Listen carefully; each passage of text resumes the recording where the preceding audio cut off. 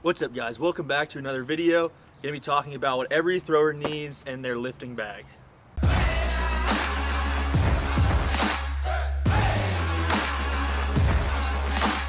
All right, so we're gonna go ahead and get started. First up, we got the Nike lifting shoes. I use these mainly for my leg days. It's obvious. Helps me sit back on the heels really well. Real stable for the cleans and the snatches and all that we do, pulls and whatnot. Would it hurt to squat in regular shoes? So you'd probably like break your ankles. All right, next up, we got the Ray-Band or the Ray-Band knee sleeves. So I really like using these just because they give your knees just that little extra hug.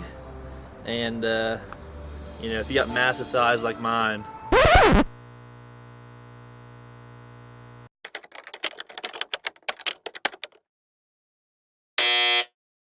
All right, next up we got the lifting folder. This has all of our programming for the year, for past years, and just super good to stay on task and track your numbers as they progress. All right, next up in the bag, we've got some INZER wrist wraps. Use these, super good wrist support. Mainly use these for exercises like bench, jerks, push press, even the cleans. I got really bad clean technique. I catch it like that and it breaks my wrist every time. So I use these really working sets, lower percentages, higher percentages. Really anytime there's a load, you know, on the wrists.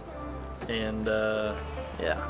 Next up we have red stretch rubber band. We use this to warm up the back on bench days, on clean days, on throwing days. Almost whips himself in the face. So use this, get the body warmed up, even in some pre-meets, maybe, you know, strap it around like so, step on it, hit some quick body weight squats with this band. I guess it doesn't make it body weight then.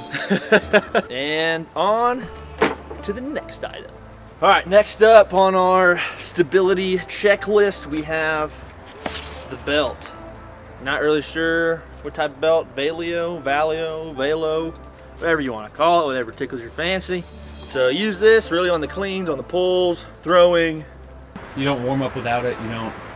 It depends, you know, once you start getting over like 365 in the cleans, throw their sucker on. In the clean pulls. Yeah, clean pulls, not cleans. Guys, I am not that strong. Yep. And on to the next item.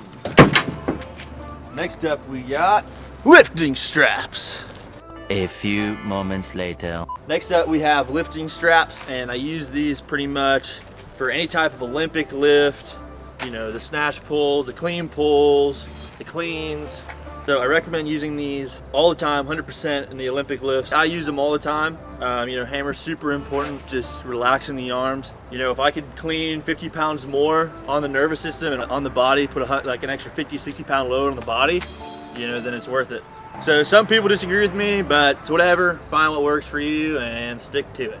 Lastly, what's super important, no matter what anybody tells you, is protein. So after a workout, gotta hit that metabolic window and consume 30 to 40 grams of protein, you know, directly after a workout. I am not a nutritionist, I'm not a dietitian, just an athlete that does what my coach tells me to do. So the protein I use is Optimum Nutrition Pro Complex Protein.